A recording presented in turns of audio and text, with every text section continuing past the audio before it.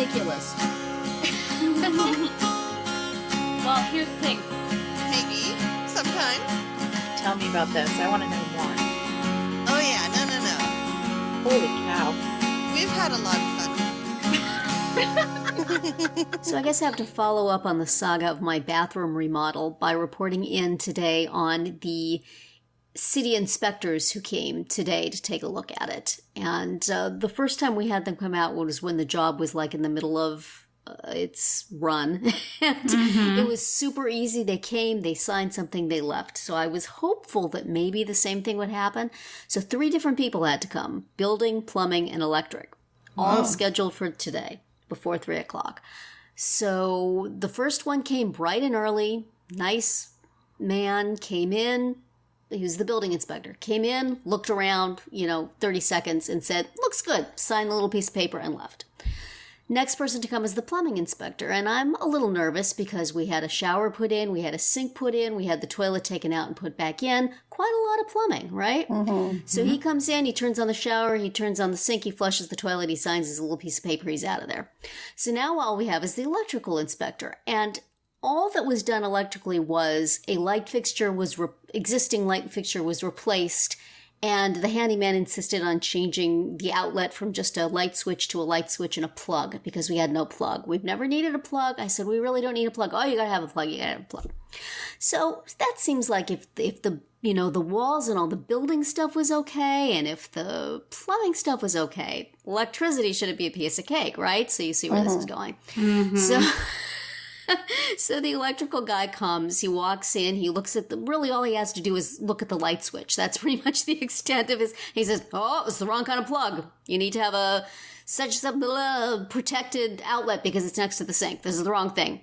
I'm like, okay. So you could just go to Home Depot and get the right one. I said, no, clearly I cannot. But I said, I have no idea what you're talking about. And he said, "Oh, I'll write it down for you. All right." So he gets his little, red not approved slip and writes down to me and hands it to me. I said, "Well, I'll talk to the handyman and then we'll call you back." And he says, "Okay," and he leaves. I look at this piece of paper. He makes doctors look neat, this guy. So I have no idea what this says. I hope the handyman is going to know what this says. So I called It probably has to be grounded or something. It's something like there's some feedback thing that has to be done because it's next to the sink. And I said, we didn't really want a plug anyway. And the inspector says, "Oh no, you have to have a plug. You have to have a plug." So has a law been passed that you must have a plug in your bathroom? I don't know, but when we did our kitchen a couple years ago, there were rules about how many outlets and where they had to be in the room, and on the island. Like if the island was a certain size, then you had to have outlets on either side of it, and our electrician had to get special permission from the city inspector to not put an outlet on the one end of the island because there was there were already 2 outlets like 2 feet away on a different wall. And so they have weird rules. There have been times I've missed having a plug in the bathroom, like when I had this fancy electric toothbrush. I would like to have been able to plug it in there instead of in the middle of my bedroom. But now we have this teeny tiny little sink. Even if I could plug in the toothbrush, there's no place to put it in the bathroom. So why do I want a plug? I don't blow dry my hair. So anyway, so we have to have a plug, but we have to have a different plug. So I called the handyman service and said I'd like the guy to come back out. And I explained, and the lady said, "Well, we don't normally do electrical work." And it's like, I paid you to put this thing in. Make him come back and put the right one. I paid you. I said, I paid you in good faith. And she said, "Oh, okay. So supposedly he's going to come out and put the right one in and not charge me any more money, because if we knew what sort of outlet should go there, we wouldn't have had to pay you to put it in, buddy." So hopefully he's going to come back early next week, put in the right outlet. The electrician guy will come. Everything will be hunky-dory, and we can close the file on the bathroom reno. But it's still hanging in there. A little more stress. But, of course. Like all the big important stuff, that's fine. It's the little tiny stupid thing that I didn't even want that's a problem. Right. As always. So, Catherine, you are in this. Do you have to have stuff inspected when you're done? with what you're doing? No. I hope no one from the city is listening because we didn't get any, we didn't start by having it inspected. I mean, we are correcting something that should have been corrected a long time ago. Yeah. Let's just say. So, well, here's a fun thing I found out. When you are a good citizen and you get things inspected by the city, so the city knows you're doing a renovation, the city also knows that your house is going to be a little nicer when you're done, and therefore you should be paying a little more property tax. That's right. Exactly. So in addition to all these other inspectors, we had the assessor stop by to take a look. Mm-hmm. I'm like, but it was disgusting but before. The bathroom is no bigger than it was. It's no bigger. It's very basic, and it was disgusting before. It should have brought down our home value the way it was, and now we're bringing it back up. That happened to us when we moved into this house because it didn't have a finished backyard. Uh-huh. And it's not really something you can get away with. Yeah. if they're using Google Maps or Google to look at your property. But yeah, it significantly when we had our backyard done, it significantly raised the taxes. It was quite distressing. Maybe joys of home ownership. Yeah. True. Just think how much it's going to go up when you replace the disgusting rug, Nicole. What's When that? you replace the disgusting rug, are they going to come in and say, oh, up it goes? Oh gosh, who knows? It could Anything happen. is possible when it comes to home ownership, right? Right. Oh, yes. Yeah. And Catherine, when your home's no longer a fire trap, how much more valuable it will be? Yeah, exactly. You'd think it would be significally more valuable, but we don't want anybody to know. Let's not talk about it on a podcast. Yeah, exactly. I'm sure the city building department doesn't listen to this. Right. Well, one thing that we do know we can't go wrong with is this podcast. There you go. It is fireproof. It won't raise your taxes. It has a really nice carpet. It's got a great carpet. Most of the time it has good quality sound. That's right. So why not? Let's dive in. Get started. So hello everyone and welcome to Parenting Roundabout, a weekly podcast about the things that parents are talking about, obsessing about, and complaining about right now. I'm Nicole Eridix, and with me today are Terri Morrow. Hello. And Catherine Haleko. Hi. And today on the podcast, we are talking about scary things on our Friday speed round. And we are going to shout out some stuff we like on the Roundabout Roundup and do some shameless self-promotion. But first, Catherine and Terri were inspired by Dancing with the Stars. And I say to Catherine and Terri because I don't watch it, but I know that they are avid fans and watchers of it. It's so deliciously cheesy, So Nicole. they were inspired to call up some memories. So I guess maybe, Catherine, if you could give some background on how this topic came about, and then take it from there. Sure. So every season on Dancing with the Stars, they do an episode called a theme called My Most Memorable Year. And, 9 times out of 10, it is the year my parent died, or the year my child was born, or the year I had a terrible accident and almost died, but didn't die. So there's usually a lot of crying.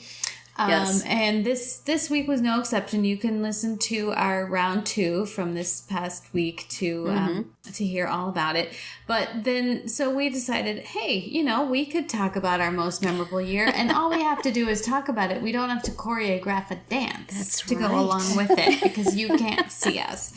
So, and we don't really want to cry along with it, do we? No, it doesn't have to be a crying one. If it depends. I am, however, barefoot as we speak, so you can think of me as doing a contemporary. It's just a very static contemporary. It's very quiet. So, well, Terri, do you want to go first and tell us about your most memorable year? Oh, wow. I was probably, if I were on the show, my most memorable year would be the year I went to Russia and adopted my kids, because that was way memorable. But I believe I've talked about that on this podcast before in great detail. And and it was kind of happy. And are they allowed to have happy most memorable? I guess they are, but I feel like there's points deducted for it. Although, you know what? Jordan had a very sweet adoption storyline, so I could do that, and I could weep at the end of my Barefoot Contemporary and run to my children in the audience and embrace them, and people would hit their phones like that. Vote for Terri. Vote for Terri. Look at her. That little tiny person. Terri and Sasha. That would be us. But, so I thought about a different year, perhaps inspired by Lindsay's dance last night, the Viennese waltz for my dead father. Yes. And I was thinking about the fact that 1988 is a year in which I moved from California to New Jersey. I met my husband, though we did not start dating yet, and my dad died. So it was sort of an eventful year. I just had gotten here I moved to New Jersey in the summer and, had just sort of settled in, was getting used to my job and my apartment. I had gotten a cat. I had started in this Catholic singles group where I had met a number of people, including my husband-to-be eventually. And so I had, made some friends, and I was really starting to get into and enjoy my life. And then I was sort of summoned home. And that was a very difficult situation. And it's, it's hard when you have a life and a job and a pet and all sorts of things going in one part of the country. And then you go to another part of the country to, be in this vigil for your parent. And it's like you can't be there indefinitely. Right. And you don't want to feel like, could we wrap this up because I got to get back? My cat is waiting. Exactly. But at the same time, it's just so it was a really difficult thing. I felt really torn between new life and old life. And I'm sure my mother expected that I was then going to move back home. And I liked it in New Jersey. I could see that there was going to be romantic possibilities for me in New Jersey that I did not have in California. And so it was a real sort of one chapter ends and a new chapter begins kind of year. So that was pretty memorable. Yeah. Wow. And then, shortly the following year, I started actually dating him. But, it was memorable meeting him and my, various other people. So I'll name that as my most memorable year. And I'm imagining the extremely tasteful rhumba Sasha and I could do to commemorate That's that. right. It would be beautiful. It would be. And I could wear shoes for that. That's right. And he wouldn't have to wear a hat because his hair is... Because his hair is cool. His hair is perfectly fine. Yes, I don't have a hat and scarf of my father's to put on him, but I think I probably have a shirt of his. So a very nice teal plaid shirt. Perfect. Would probably fit Sasha just fine. So we're all set. What would be your most memorable year, Catherine? I think mine is 2004, which is the year that we moved from New Jersey to Wisconsin. So you went to New Jersey in your memorable year, and we left New Jersey. It was, it was a big change. It was, we sold our apartment and we got our first, single family home. Wow. Our daughter was 2, and then by the end of the year, I was pregnant with my son. So that was another thing that happened. But, moving to a new place where we didn't know anyone. That was when I first started working from home. I kept my job that I had back in New York. But it was, this is the first year that I was working exclusively at home. So that was a big change too. So I feel like it was sort of the start of so many things that continue to this day, still live here, still work at home. Now have the 2 kids. So it was a big change and a big step for our family. And always worth celebrating, as I think we've discussed before, the glory that is moving from the coast into the middle of the country, and the growth in your home buying dollar that represents. Yes. We basically almost tripled the amount of living space for the exact same amount of money. Absolutely. So. That is glorious. I still miss what I was able to get in Kansas City for the amount of money that I could get a studio apartment for in LA. Right. Exactly. So I think that was pretty memorable. So definitely. How about you, Nicole? Well, if you've been listening to the podcast, you might have a guess. I think the obvious question or the obvious answer would be the year that we moved from British Columbia, Canada to Redlands, California. But you know what? I'm not going to talk about that on this podcast. We're changing because it I up. actually have another memorable year. Okay. That was probably just as challenging given the age that I was at. So it was 1988, Terri. Oh, wow. And I went on a year exchange to Australia. Wow. And I worked for the summer, my little lifeguarding job, and got my plane ticket. And I actually moved in. The family that I lived with was actually my mom's twin sister. So it wasn't like a strange family. Yeah. But let me tell you, it was a strange land. Yeah. I went from small town to big city, urban area, because we lived in a suburb outside of Sydney. I had to wear a uniform to school, which I didn't particularly like, and it was a skirt. We had to wear a skirt in summer, fall, winter, whatever. So that was a big change, because I was a teenager at the time, and I was used to wearing my tight jeans, my Jordache, my Calvin Klein jeans. Jordache jeans. I remember. And here I was in my green plaid skirt. I had to learn, a whole other way, a whole slang, because Australians are big on their slang. Food, the school system was 180 from what I was used to, very strict and rigid. And my whole social circle, and when you're a teenager, that's a big deal, right? When you're having to bust into a new social circle, and then working. So that was a pretty big year. And so while I was away during that year, my parents actually picked up and moved and left my hometown. She's gone. Hurry. And moved over across the country.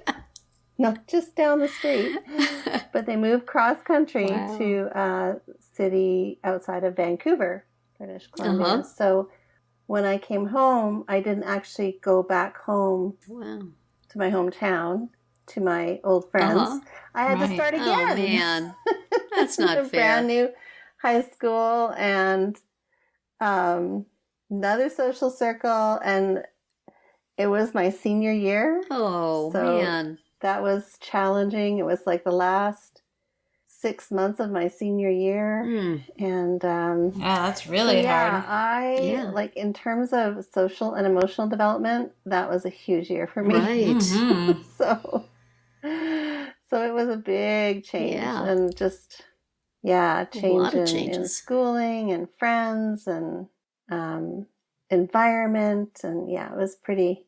Everything kind of turned upside down on its head that year. Yeah. Well, that sure sounds like a contemporary dance to me. I think I could do something very emotional. What U2 song from 1988 could you do it with? Yes. Where the streets have no name, because I literally just did not know where I was. Oh my half the gosh. time. Wow, That that's is so perfect. Just perfect. Isn't that perfect? Yes. Yes. So You would yeah, I could dance to that, win the Mirrorball trophy with that. and I could wear my your plaid skirt. But it would like be sequins. bedazzled. It would be. I would have bloomers underneath. Yes, because it would be slit up the side. You can that. Yeah. Oh my god. And my schoolgirl knee socks, my knee-high socks, that I could slip and slide around in. Well, I think you have to be barefoot for contemporary, but they could make like little spat knee socks for you. So Right. Fake socks. That's funny. Fake. So, and then I could have a backpack as some kind of a dance accessory. there you go. Maybe I don't know. Prop. Mm-hmm. They like prop. props. Yeah, I could like hold it above my head and sway back and forth, and I can see it now. She's ready. I think I'm ready. Terri. I'm all into this. Unfortunately, they would have their crummy band singer singing the U2 song, and you would have to stop at some point in the middle of the dance and say, "This is wrong." This is not what I'm looking Darn. for. Aw. Well, so now do you think if your kids were picking their most memorable year, Nicole, would they pick the year they came to the US? I think my daughter probably would. Although, no, actually, you know what?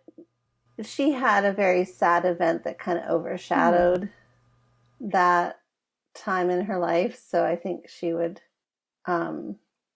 choose something else. My son, I think he would actually also choose something else, and he would probably say it was the year he joined his fraternity. Oh. So, yes, that was the year that he moved out and Wow. met his girlfriend. So it was like Freedom City. Well, I asked my 15-year-old what would she call her most memorable year, and she said, well, this one, because I can remember it the best because this is still happening. Smart answer. Yeah. I'm like, well, okay, not counting. So she chose the year a few years ago when her skating team went to nationals, and that same year she got her concussion, and she started real middle school, and we got our dogs. That all happened in 1 year. So, Wow. Big year. So that was her choice. Yeah. And I'm not sure what about your I'm not son? sure what he would say. I didn't ask him. So, I should have asked mine. That would have been a good idea. I don't know. I mean, they could make a pretty wonderful package out of their adoption experience, except they don't remember it. They don't remember. Neither one of them. Even though my daughter was almost 5, she doesn't remember it at all. So it's one of those childhood things that all you know is what people tell you. Yeah. So you can tell a story about it, but it's not yours.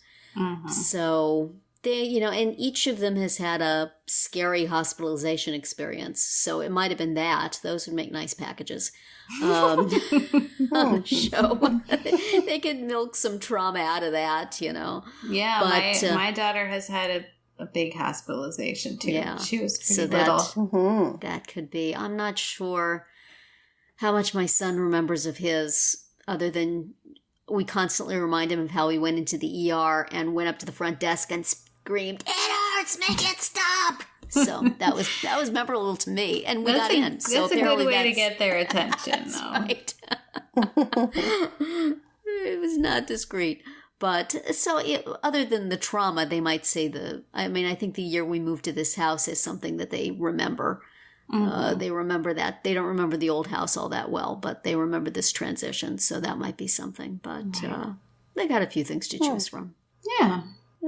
And of course, this year being the most memorable is a good one. And, it works for Frankie. So Oh my gosh, poor Frankie. I forgot about that when my daughter mentioned that. Yeah. Frankie, Nicole, his had memory loss. Frankie Muniz. Yeah, did you watch Malcolm in the Middle? Kid from Malcolm in the Middle? I did. He can't remember being on Malcolm in the Middle, apparently. Oh, yeah, I saw that. Because he's had I read 9 that somewhere. concussions. Poor guy.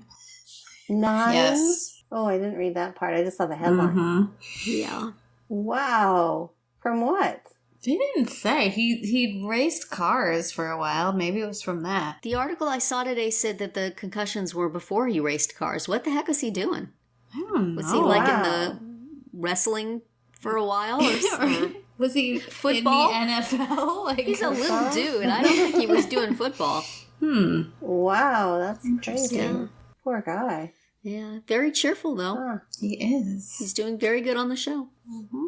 You should. We'll get you into watching this, Nicole. You should watch it. There's a Canadian. The Property Brother guy is Canadian, right? Aren't they all Canadian? All those HGTV people? Didn't they say he was from Las Vegas though? Yes, that's right. So if he was, he's moved. But yeah, see, Nicole, this whole topic was all about just getting you to watch Dancing with the Stars. I was going to say, I sense a theme here. It's very fun in an extremely cheesy way, and just a complete park your brain someplace and sit on the couch and enjoy spangles and silly costumes and oftentimes silly dancing. Men in satin suits with color-coordinated shoes. Well, you got me right ripping there. their shirt off at some point to show their perfectly I was shaved gonna say, chest. is the shirt unbuttoned at Oh, least? yeah. Sure. It usually It's comes unbuttoned off. or it comes off. It's quite entertaining That's awesome. in a completely mindless way. And we love Wow. it. But moving on from that memorable experience and those memorable years, thought that since today is Friday the 13th, we would talk about scary things on our Friday speed round. I'm not a big fan of scary things myself. Don't so much like the scary movies or the scary TV shows or even the scary commercials. I was watching baseball with my husband today, and there was this creepy commercial. Have you seen this? Where this lady gets off an elevator and this man is talking really weird, and then it's... why am I watching this? I'm thinking, is this like a commercial for a terrible movie that I don't want to see? And it turned out to be a commercial for M&M's. What was going on? M&M's has this creepy commercial. So I try to avoid that stuff if I can, if it doesn't ambush me on a stupid M&M's commercial. But, we thought we would talk about haunted houses, whether that's a thing where you are Halloween time, or are there other scary traditions in your town? I know there's a haunted train ride at a zoo in our general vicinity. And it was one of those things, like we talked about, going to take your kids to see Santa and stuff like that. It was one of those things that my sister-in-law thought we should all do with the kids. And we did it one year, and then I thought, they don't like it. It was a long time of standing in line. We don't really need to do this. Right. Plus, it was scary, you know? Yeah. I don't like being scared. My daughter doesn't like being scared. Why are we standing in line for several hours to be scared? Why are we paying someone to scare us? Exactly. Yeah. You're right along in the train, and all of a sudden somebody jumps in or... No, we do not do that. Catherine, do they have haunted houses where you are, and do you go? Yes and no. Yes, they have them, and no, I do not go. I am totally afraid of those kind of things. I'm not interested. Yes. And like horror movies, same thing. In fact, there was a horror movie that was filmed right here in my town, and apparently you can see my house in it, but I will never know because I will. Which one was it? Do you know what it was? It's called The Wraith. WRAITH. Oh, just the name of that scares me. So yeah, it's like house, there's Catherine. a exterior, It's insulation. a car drives down our street and you can see you can catch a glimpse of our house. But no. Isn't that the sort of thing that happens when you go into an old house and you start taking things out of the walls? They were just trying to see the insulation, and they disturbed the ancient crypt. Yes. Okay, stop. There's big holes in all of our walls and ceilings upstairs. I'm sure it's fine, but you might want to go sleep in a hotel. Great. Yeah. But yeah, I mean, there's many haunted houses and haunted like walk through the woods type things. And man. yeah, no, I'm not doing any of those. But it sounds like Nicole might do them. No? Are you brave, Nicole? Oh, no. No, not in a million years. I mean, I'm interested and curious, but I wouldn't actually put myself in that situation. Maybe when I was younger, I would have. But well, do your kids? No. Does your son like doing that? Yeah, actually, you know what? I shouldn't say that because when we were in Hawaii a couple of years ago, we went on a haunted Honolulu tour. It was actually kind of funny. It was so. It was just so. Say that 5 times fast. Yeah. It was like, yeah, so fake. But anyway, no, I would avoid the haunted house kind of thing. Do you watch scary movies? I used to. I don't anymore. I used to watch them. Like I would always make sure I watched the latest and was up on my scary movies, but I don't watch them anymore. Yeah. I think the last one I watched was The Blair Witch Project. Oh. Yeah, I didn't even watch that. I stopped before that. I never used to, and I don't now, but I had like one brief period where for some reason I got the nerve up and did. It was like right around, I saw American Werewolf in London, and I saw Poltergeist. And then nothing before or after that. It's like, okay, I did that. I can check that off my bucket list. Watched horror movies. All done. Yeah. Yeah. No, see, and the big thing here, like we don't have a lot of haunted things around here. We have a lot of pumpkin patches, but that's because we have Knott's Berry Farm, which turns into Knott's Scary Farm. Right. I remember that. And so everybody goes there. Yeah. And is it actually scary? But we don't. I don't know. Might have been. You're not going to be the one to find out. Nope. My son and my daughter have been. Is it like teenager scary or little kid scary? I think it's like teen/adult scary. I'm not sure you'd want to take little kids. It's like they hire actors to jump out at you, and yeah, it's pretty like serious. It seems stuff. Unnecessary. So isn't life scary enough without like making things up? Well, I guess it's an escape. Yeah, but yeah, no. So not for me. That's kind of where everybody goes. So who needs little prop up haunted house when you go to Knott's Scary Farm? So that's true. That makes sense. Well, that's enough scares for our Friday the 13th podcast here. I think it's time to move on to things that we like, but don't forget that you can hear a new speed round every Monday through Thursday. Yes, and now hopefully we can talk about less scarier things and bring you some of the things that we've read or seen or used recently that we want to shout out and share with you. Terri, what do you have? Well, I'm just excited that I talked a while ago about the fact that I was going to be going to the Gluten-Free and Allergy-Friendly Expo in Secaucus, New Jersey on October 14th and 15th. And that is this weekend already. It came up finally. And so I'm very excited to be going to that. And I will be talking more about it next week. All the neat things I found and delicious things I tried and stuff that I would recommend. But for now, check it out. See if there's one coming by you. I can maybe get you a little discount. And if not, I can certainly tell you what to go look for. Good. Thank you. And how about you, Catherine? What do you have?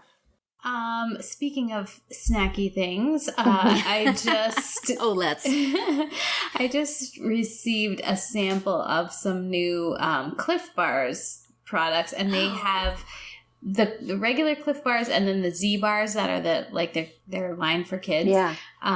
They have nut butter filled bars and Z Bars. now. This is a new thing. And it's not all peanut butter. Some of them are like almond butter. So if you cannot eat peanuts, you could still find some options. So they're quite tasty. Cool. Yeah. You know, peanut butter inside. Can't go wrong. So, so new, and some new Clif Bars products to try. Nice. I don't think I've ever tried those before. We have. I've seen them. I mean, the Z bars, even though they're the kids one, it's like a, you know, sort of a softer granola bar type thing, but it's not like a cereal bar. It's in between, like a chewy granola bar and a cereal bar, maybe. That's how I would describe it. So Interesting. I'll have to keep an eye out for them. yeah, maybe they'll be at the Gluten-Free Expo. Who knows? Maybe they will be. Not in the allergy-friendly ones so much, but the gluten-free part. They could have gluten-free ones, maybe. I will take. I know they have Soy Joy bars there. Last time I was there, have you ever had those? No, but Those are that really good. sounds like similar to what these things are. Yeah, it sounds like it would be kind of awful, but they're good. They're very dense, cakey bars that I used to cut up into thirds and put in a big baggie and eat them like cookies. Mm-hmm. They're good. I'm looking forward to stocking up on some of those. They had a big rack of all the different flavors, so every time I walked around, I'd just grab another one. And Nicole, what are you rounding up this I don't know week? if I mentioned this or not before. Have I talked to you about Amwell? I am think not sure, so. Okay. but clearly we've forgotten. So tell us about it Super again. duper cool. So Amwell is a site that you can sign up and register, and it will allow you to have a virtual doctor's visit. So you can either use your insurance if it takes your insurance, and if you don't have insurance, your visit is $59. No, $49. Okay. $49.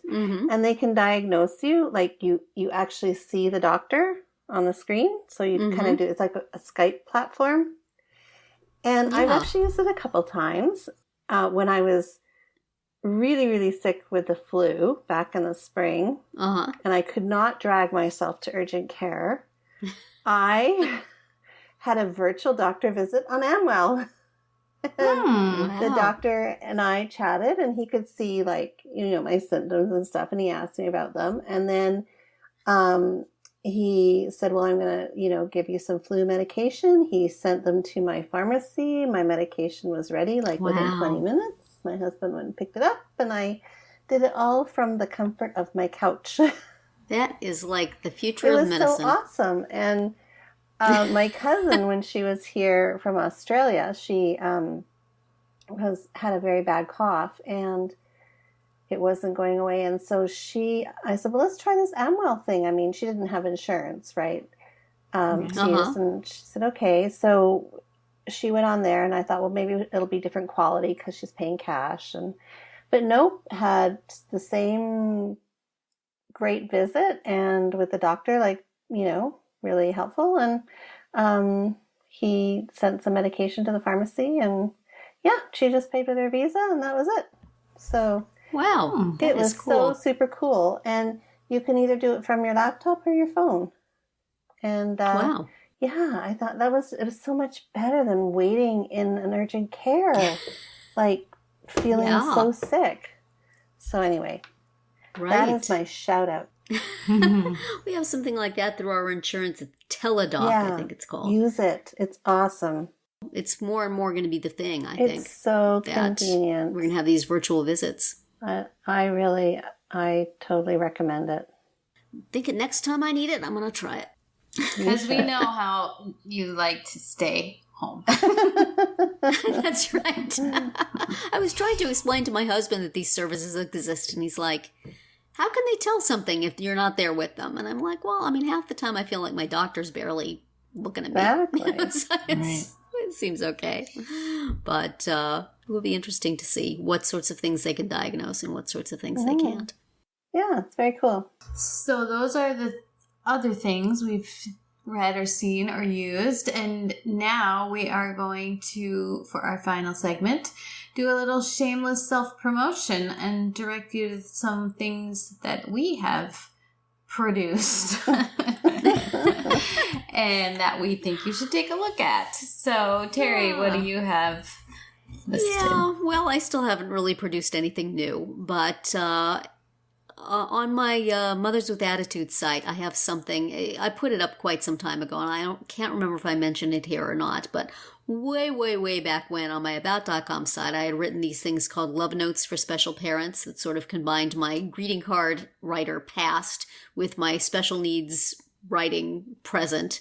And I wrote these nice little inspirational sayings, and then I made them into little graphics. And they are no longer on the About.com site, so I brought them over onto my site. And I have them as either a YouTube video that you can play and then pause to read it, or you can find it all on one web page on my site. So especially if you're a parent of a kid with special needs and you need a little inspiration, go take a look. And, maybe you can download them and share them with somebody else who might need them. Oh, nice. So we'll have the links for that in the show notes. Very cool. And how about you, Nicole? What are you going to share? Well, mine's kind of like a heads up. Like, it's coming. Okay. So today I was like... Did you write a book, Nicole? What's that? I seem to remember something about you writing a book. Yeah. Surprise.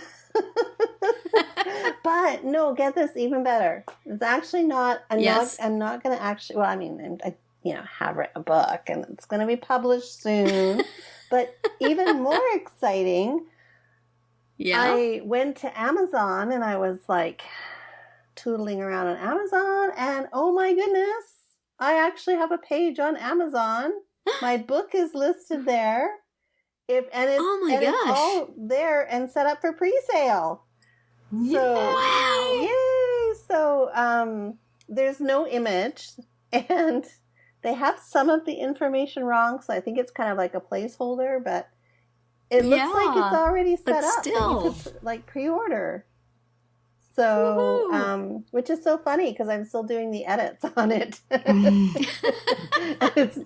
go and give Nicole 5 stars on her book anyway. It'll be good. Just get in there and start giving the reviews. I'll tell you what to write. Or at least you can just put the order in and... Yeah. Oh, there you go. Yeah, it's so exciting. So, like neat. I said, there's no image or anything, but it's up there, the title, my name. Yay, it's all good to go. That means they're committed to actually publishing. That's right. So I'm 500 edits down the road. So you're going to hear more about this in the near future. Rest assured. That's very exciting. Well, mine is far less exciting, but I just thought I would mention a piece I did last year about Halloween over on Highlights. It's a little countdown to Halloween with activities and projects and things you can do with your kids. And they're not like all, carve a pumpkin or things that take too much time and effort. There's some simpler things too. So go check that out over on Highlights. Very nice. Well, that is it for this week's episode of Parenting Roundabout. We hope you enjoyed it and that you will join us every week. You can listen to podcast episodes on parentingroundabout.com or download them from Apple Podcasts. And while you're there, why not give us a review? Speaking of giving 5 stars, it would be very nice to see some reviews or just some stars or just really an indication that anybody is out there and cares. We ask for so no little. Guilt. Please. We're so sad when we go and we look. This seems to be a thing on podcasts now. There seems to be a ramping up of podcast people asking you to go rate them in Apple Podcasts. So it must be important. So we'll do it. So we want to be like all the other podcast kids and hit you up for reviews. A lot of good it does us.